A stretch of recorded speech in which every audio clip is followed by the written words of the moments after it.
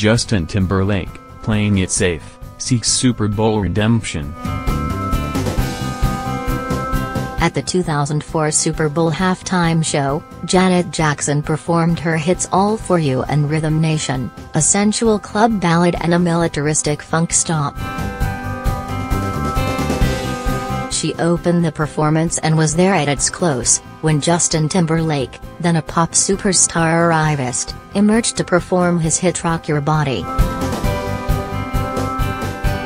If what happened in 2004 was a wardrobe malfunction, this was a taste malfunction, a seeming need to reclaim the song that, ever so briefly, put him uncomfortably under the Klieg lights and restore it to being just another benign entry in his pop soul catalog. Its use underscored the ways Ms. Jackson has been systematically erased from celebratory narratives around the Super Bowl, and also the way Mr. Timberlake's music is flattered most by soft light. At this point, his best songs are Fit for Aerobics, or Soul Cycle, or Factories Run by Robots. Much of the urgency of his biggest hits comes from savvy production choices. He has a lissom voice, but all its victories come via seduction, not power. Regardless, he didn't much use it here, during a 13-minute performance that was heavy on dance spectacle, light on vocal authority. Often, it sounded as if Mr. Timberlake were merely providing accent riffs to his own songs. He leaned heavily, and rightly, on his first two albums, plowing through digital funk smashes like Cry Me a River, Sexy Back in My Love, and also the non-smash Suit and Tie, from the 2020 Experience. Only on the ballad Until the End of Time, during which he sat at a white piano, did he lean into his singing, allowing its natural tenderness to serve as a pyrotechnic. Mr. Timberlake got his start in a boy band, NSYNC, and he has a natural gift for grand-scale presentation.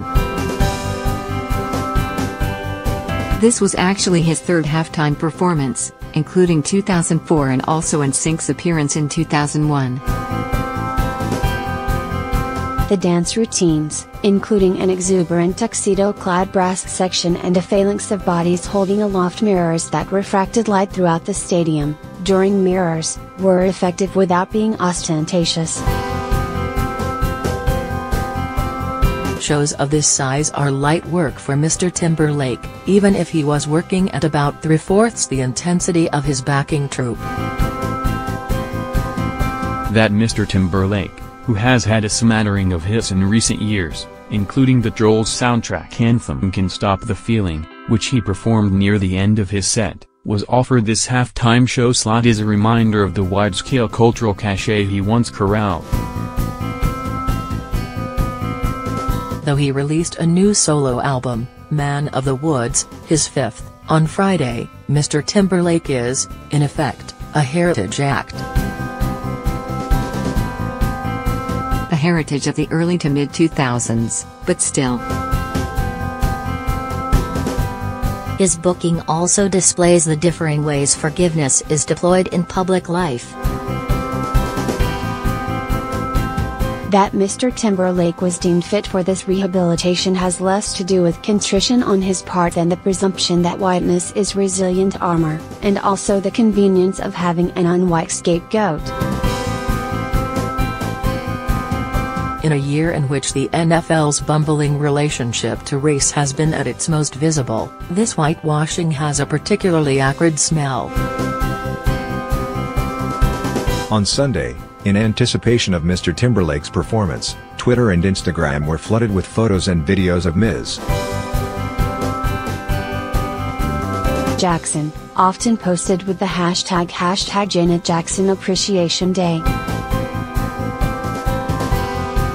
In the days before the Super Bowl, there was also a minor conflagration at a report that Mr. Timberlake would be joined on stage by Prince, in hologram form, causing offense to Prince fans, who knew he rejected such spectacles, To those who recall Prince's 2007 halftime performance, one of the greats, full of range, attitude and carnal verve, and to those loath to see another black body handed over to a performer who had so famously mishandled one in the past.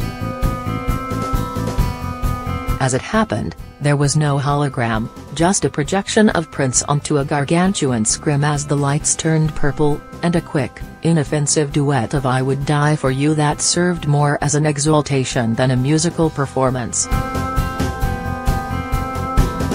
In that moment, Mr. Timberlake was small, of secondary importance. 14 years later, he's learned when it's best to be hands off.